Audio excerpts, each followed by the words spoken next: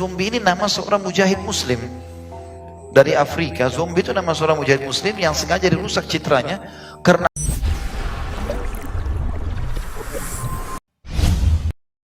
bagaimana hukum main game di handphone dengan niat mengasah otak. ini tergantung gamenya seperti apa dulu, gitu kan. Kalau game itu ada bau maksiatnya, bau maksiat umum, orang lihat aurat orang lain, ya, atau diajarkan mencuri, menipu, atau permainan game judi, gitu kan, perzinahan, nggak boleh sama sekali. Saya pernah lihat ponakan saya lagi kebetulan datang ke rumah kakak saya, dia lagi main game di TV gitu. Terus saya lewat, saya tanya, lagi main apa nak? Main game, dia bilang. Game apa ini? Dia bilang ini game cerita petualangan. Apa petualangan ini?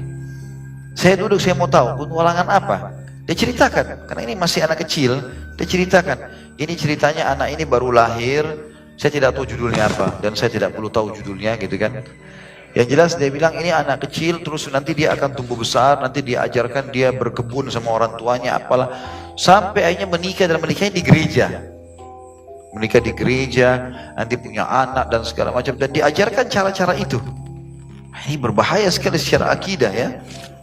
Ada juga game-game yang saya sempat tanya, game apa aja kamu punya? Supaya saya bisa rangkumkan, kasih nasihat sekaligus. Ada game apa, Dracula, isap darah ini, mati, cakar kepala, segala macam hal yang aneh-aneh. Jadi membuat momok menakutkan, sehingga anak-anak itu jadi takut, untuk takut ke belakang rumah, takut kalau lihat orang nanti betul gak ini giginya tajam bisa gigit saya, segala macam hal. Satu kota kena semua penyakit begitu. Dan yang unik ini, mereka menamakan itu zombie, dan zombie ini nama seorang mujahid muslim dari Afrika. Zombie itu nama seorang mujahid muslim yang sengaja dirusak citranya karena hampir semua kapal-kapal perang Nasrani di zaman kejadian Islam dulu dia yang menghancurkannya, dia mengalahkan. Maka dibuat kisah zombie itu menakutkan, padahal dia adalah seorang muslim, dianggap dia harus tertanam di benak anak muda, anak-anak muslim. Zombie itu adalah pengisap darah, pembunuh, padahal itu seorang mujahid. Dan saya pernah bilang, antum tonton cuplikannya Jihad Turbani, ketik di YouTube Jihad Turbani, tonton itu, anak-anak muda dari Palestina, umurnya masih 33 tahun. Ada mungkin kalau saya tidak salah sekarang 60 episode atau lebih punyanya beliau, itu antara 15 sampai 30 menit. Saya tidak tahu manhajnya, ya, tapi saya tahunya anak muda ini coba membuka wacana kita sebagai anak-anak muda muslim ini. Ayo bangun, nih agama besar loh ini, gitu loh. Kita punya sejarah yang banyak ditutup-tutupin. Nah, termasuk masalah zombie itu saya tahu informasi dari dia itu. Ya, banyak sekali yang diceritakan sama dia.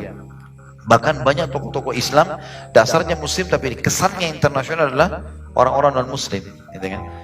Yang punya kiprah sangat besar dalam agama, seperti itulah. Bahkan dia punya buku itu 100 tokoh Islam yang mengubah sejarah dunia. Itu jadi bestseller di Timur Tengah.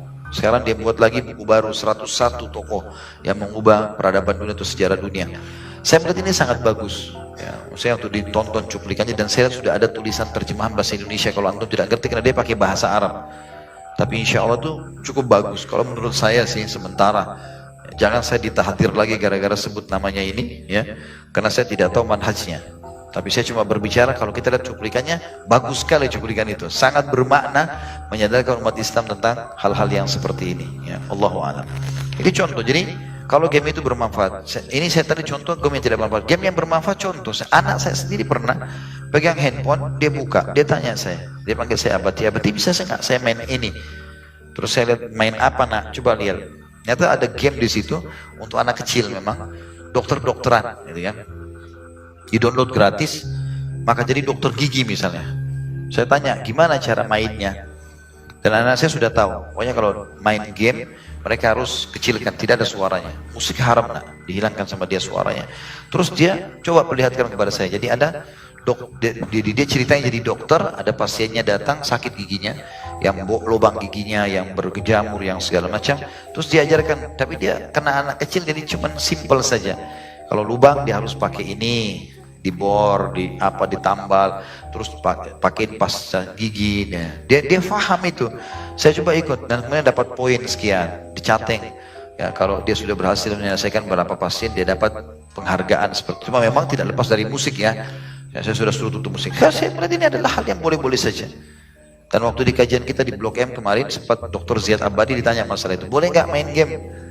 Beliau mengatakan seperti apa yang saya bahasakan tadi, dirincikan. Kalau itu berbau maksiat kepada Allah SWT, karena ada game-game yang ngawur gitu ya, yang tidak ada manfaatnya sama sekali. Tidak tahu kenapa orang mau mainkan.